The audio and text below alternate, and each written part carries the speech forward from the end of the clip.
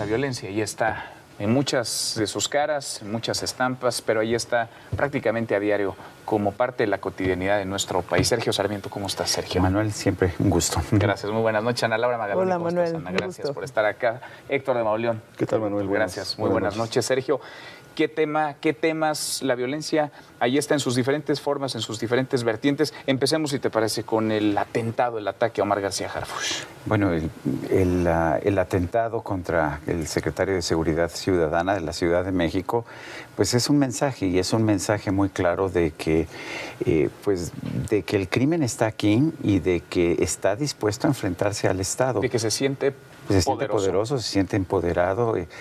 Podemos meternos en los detalles, que si los sicarios fueron contratados aquí o allá, o cómo se manejaron las cosas, que si la inteligencia estaba muy bien, eso es lo que nos dice el presidente López Obrador, y que por eso tenía una camioneta con blindaje nivel 7. Yo no lo sé, yo creo que no es común que tengas un atentado de esta naturaleza en ninguna ciudad del mundo, en ninguna capital del mundo, y el mensaje es que el cártel Jalisco Nueva Generación, si es que fueron ellos, porque esa es la afirmación del propio secretario, pues se siente con la valentía suficiente como para enfrentar al propio secretario, al gobierno de la República y al gobierno de la ciudad. A mí me preocupa muchísimo. Sabían de las amenazas, Héctor, iban a matarlo, evidentemente. Con lo que vimos iban a matarlo, dices tú también en tu texto y en tu columna del Universal, iban a incendiar la camioneta para que no hubiera duda de que ahí iba a haber un muerto, el secretario de Seguridad. Bueno, es lo que, según las personas que llevan la investigación, han declarado los detenidos. Era una misión que no tenían claro el objetivo, los reclutaron sin decirles de qué se trataba, los llevaron a la ciudad, aquí a la ciudad, los trajeron por distintos lugares encapuchados para que no vieran a dónde los iban a llevar. Concentraron las armas en una bodega, armas nuevas, armas de una potencia brutal, 5 Barretts, según las listas que dio a conocer, que dieron a conocer las autoridades capitalinas, y la indicación, 51 bombas Molotov, con la indicación de que primero lo frenaran, luego lo atacaran por los lados y después lanzaran las bombas Molotov. Estoy de acuerdo con Sergio en que esto es una señal de una ausencia de poder y de autoridad, un vacío inmenso. Cuando un grupo criminal cree que puede venir a la sede de los poderes, a la capital del país, con 90,000 policías, con todo el sistema de cámaras, para hacer un atentado de esta naturaleza y cree que puede ser posible hacerlo, es porque están captando unas señales que son muy preocupantes. Lo hemos comentado, hay 7 estados del país que están en llamas, absolutamente con unos índices de violencia que no se habían visto. Estamos escalando cada día y cada semana los índices de la semana anterior y del día anterior, y hay 7 lugares que están absolutamente en llamas. Y en ese contexto ocurre esto. Me parece que si uno junta lo que está pasando en Guanajuato, lo que está pasando en Jalisco, lo que está pasando en Ciudad Juárez, lo que está pasando en Tijuana, lo que está pasando en Michoacán, lo que está pasando en Guerrero, lo que está pasando en zonas de Tamaulipas, el panorama es como para ponerse a temblar, ¿no? Grupos empoderados, grupos de criminales empoderados. Un secretario, el de la policía más grande del país, que es atacado en pleno Paseo de la Reforma, y son reclutados para llevar a cabo este ataque, este atentado, hombres jóvenes en su mayoría, hombres que vienen de distintos estados del país, que no se les dice a señalar, digamos, por sus propios relatos, contra quién van, quién es el objetivo, pero que tienen un grado de preparación. Ana Laura, ¿ante qué estamos? Pues sin duda ante un crimen que va a la escalada y que está cada vez más fuerte, ¿no? Pero que no es nuevo, ¿no? A mí me impresionó la reacción. O sea, sí tengo que decir que me impresionó que muy rápido se tuvo a 19 detenidos, se sabía de qué se trataba, Omar García Harfuch está con vida. La forma en la que reaccionó la policía, la forma en la que reaccionaron las escoltas, ahí sí no coincido con Héctor en el sentido de un estado completamente desnudo o yecto, sino que me parece... Rebasado. O sea, me parece que hubo una reacción. Me dejó tranquila ver que ese mismo día reaccionó, me dejó tranquila ver que él está vivo. También creo que es un espléndido secretario de Seguridad. O sea, me impresionó ver la reacción de todo mundo, de un reconocimiento de derecha, de izquierda, de centro, todos los expertos, o sea, y pues por algo le traen ganas, digamos, porque es un hombre extraordinariamente capaz para hacer su labor, con instituciones frágiles, digamos, ¿no? Pero la mística que tiene Omar García Harfuch, y la honestidad, la integridad y las cosas que yo he visto que trabaja, sí me han impresionado. ¿Tú no ves una autoridad rebasada? O sea, yo veo que esto está poniéndose cada vez más feo, veo que el COVID no le va a ayudar a la crisis de seguridad. En esta ocasión, y contrastando con los otros, digamos, creo que el Estado reaccionó de forma fuerte, capaz, rápida, y que se contrasta tremendamente con lo que pasó en Guanajuato, digamos. Y todo el mundo... No estoy de acuerdo. Sí. Porque creo que la estrategia de Omar García Harfuch es completamente distinta a la que está llevando a nivel federal Alfonso Durazo. Como estrategia contra García Harfuch tiene experiencia. Alfonso Durazo, no sabía yo que tuviera ninguna experiencia en materia de seguridad. No. Su trayectoria es en la política social, ha estado ocupando otras tareas. Pero esta fue en la ciudad, ¿no? Fue en la ciudad. Y la estrategia que Omar ha tenido en la ciudad ha sido de desmantelar a los grupos delictivos del narcomenudeo, redes completas. Ha tenido una posición desde que llegó y antes, desde que estaba en la Agencia de Investigación Criminal, de desactivar grupos, de detenciones relevantes, de un golpeteo sistemático a las redes de narcomenudistas que hay a lo largo de toda la ciudad.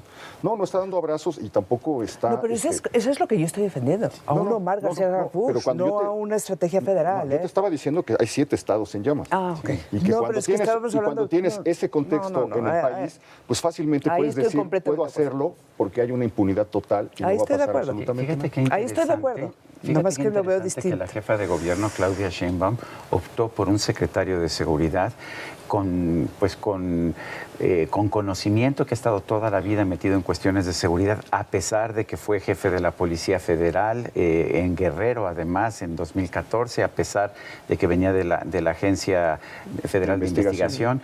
A pesar de todo eso... Que ha trabajado con gobiernos emanados de otros partidos. Así es. Del PRI, del PAN. Ella se dio cuenta que necesitaba un profesional.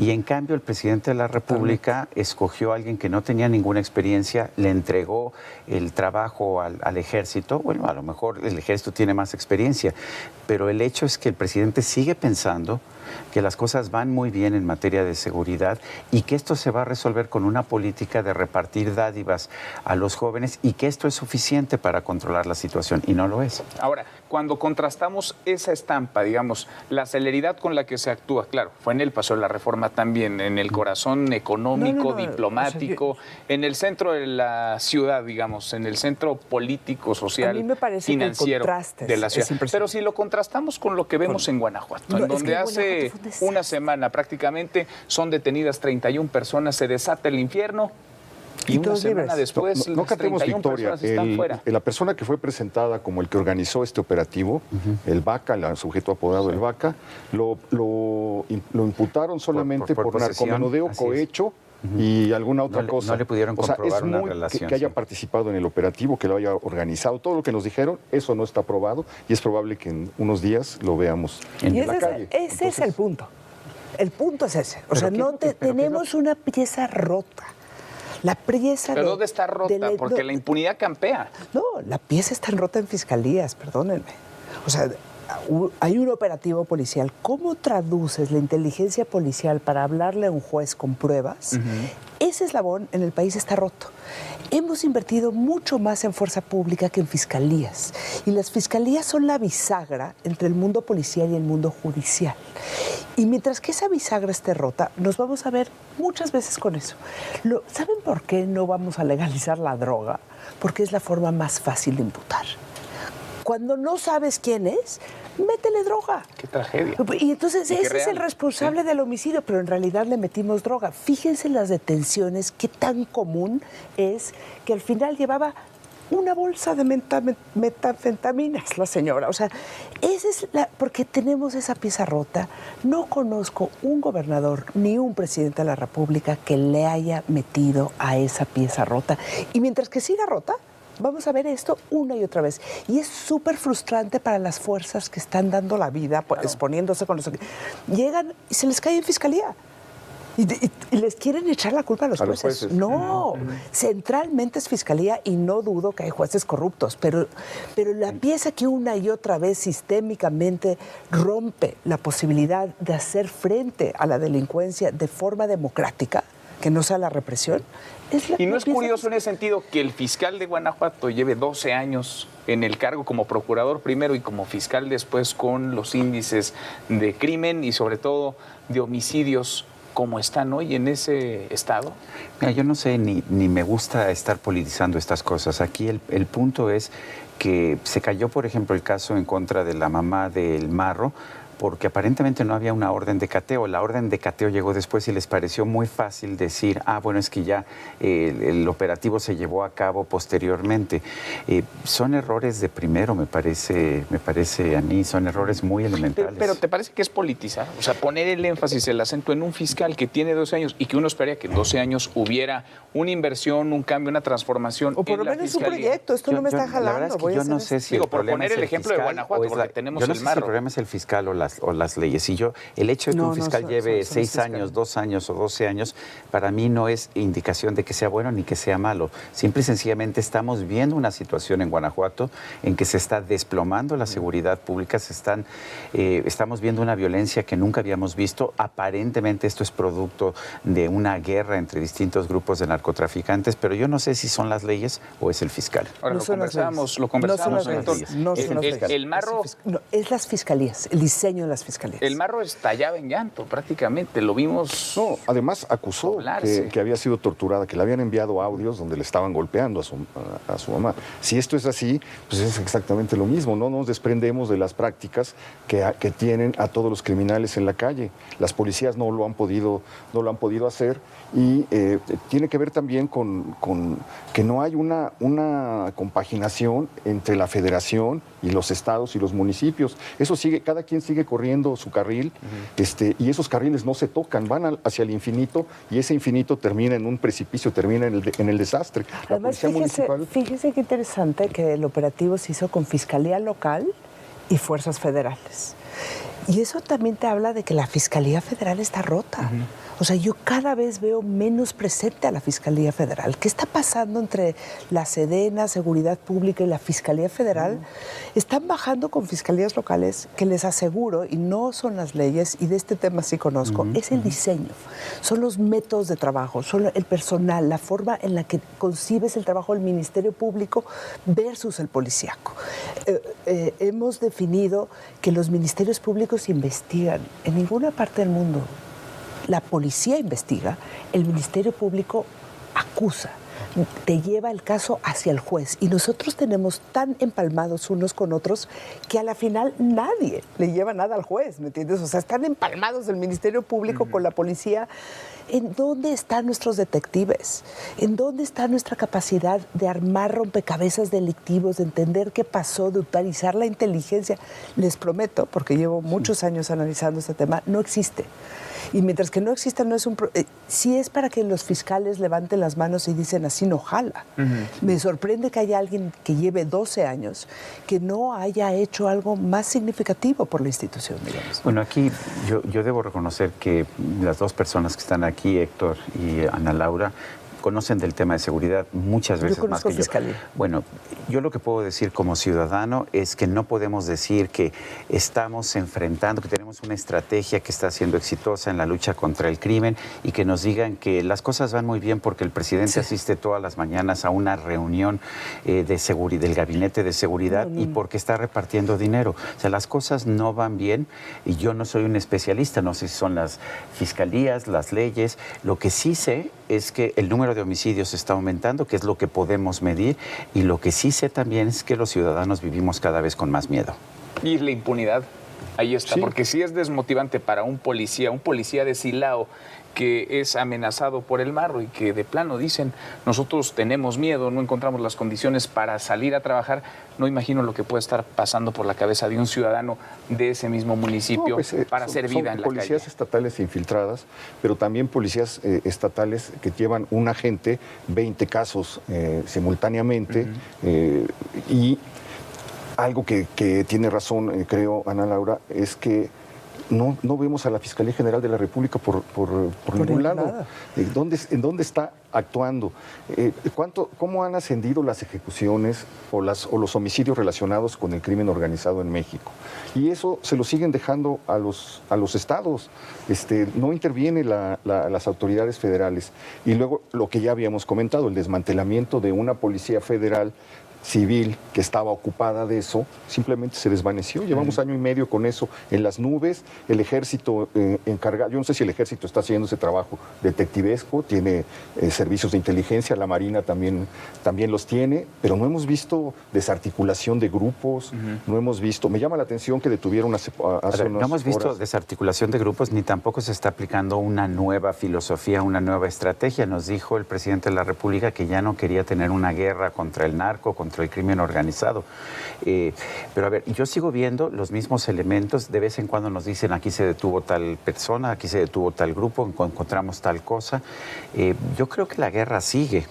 Bueno, yo creo que la demostración más clara es el decreto por el cual ya se constitucionaliza el ejército en la calle. O sea, no hay otra estrategia y tan se va a poner duro que ya le dejamos al ejército todo la supervisión. Entonces de la es la seguridad, estrategia, digamos. dejárselo al ejército. O sea, ¿Cómo se desactiva esta ola de crimen que vive el país? O sea, es que no hay manera que lo hagamos sin instituciones, digamos. No hay manera que tener una policía eficaz. Y es tan de flojera esa agenda. Suena tan de flojera. Que nadie le quiere entrar. Y de tan largo plazo que todo el mundo la delega. Pero en realidad no hay Estado que vaya a ser viable si no nos pacificamos, si no tienes la capacidad de bajar la tasa de impunidad. O sea, ¿cómo de cada 10 homicidios solo 2 se castigan? ¿En qué país? Bueno, o sea, y esos son los homicidios. Pregúntale a los transportistas cuál es la situación en las carreteras y, a ver, los asaltos, los robos de transporte, todos estos elementos que aparentemente Porfirio Díaz había eliminado ya con la ley Fuga a principios del siglo XX, bueno, resulta que están ahí, ya no se puede comerciar porque te roban 2 camiones de cada 10 que mandas y no se puede. Y es la vida cotidiana, ¿no? O sea, el robo, el transporte público. Digo el homicidio porque es lo que nos compara. Eso sí nos compara, ¿no? En Estados Unidos, en Nueva York hay una tasa de impunidad de 3 homicidios quedan impunes. En México, 8.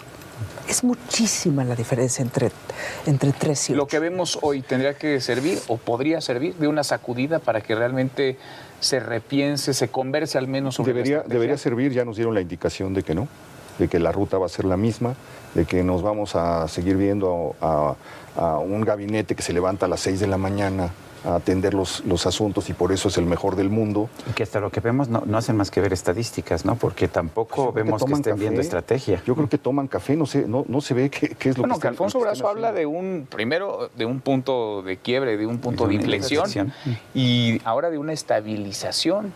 En las gráficas que presenta habla de una estabilización de la violencia. Insisto, son las gráficas que presenta el propio Gabinete de Seguridad. Pues son gráficas muy engañosas, lo vamos a ver porque a pesar de que se dispararon muchos índices, el 40% de la población estuvo confinada.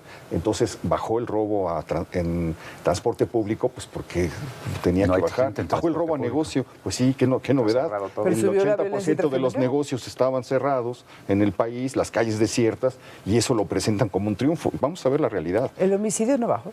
No, esto no bajó, al contrario. A pesar del confinamiento, siguió subiendo. Y una cosa que parece que hemos perdido sensibilidad frente a eso, las masacres, el número de muertos, hoy 15 muertos en Sinaloa, el viernes 16 en Zacatecas, tenemos ya no los contamos por 1, por 2, por 3, ahora son grupos de 15, de 16, de 20 personas. Siempre me acuerdo de la masacre de San Valentín que llevó a cambiar, a legalizar el alcohol en los Estados Unidos, fueron 7 muertos, nada más. Y aquí tenemos pues eso en cualquier lugar. No hay semana en la que no vemos un saldo, un balance de 10 muertos al menos. Y el dolor de la gente, eso es lo peor. En todas estas ciudades de las que hemos estado hablando, hay gente que está sola y que está sufriendo. Mientras el discurso es, ya se arregló todo, Estamos pendientes, nos levantamos a las 6 de la mañana, le vamos bien. dando dinero a los jóvenes y estamos deteniendo esto. Sí, hay un clamor por justicia. Qué tema. Sergio, gracias. Al contrario, siempre es un gusto. Ana Laura, gracias. Gracias. Héctor, gracias. Gracias. Gracias a usted por vernos. Soy Manuel López San Martín, se queda con todo personal. Mañana, noche de martes, acá nos encontramos en esta República MX. Pásela muy bien. No, ¿cómo crees que voy a venir?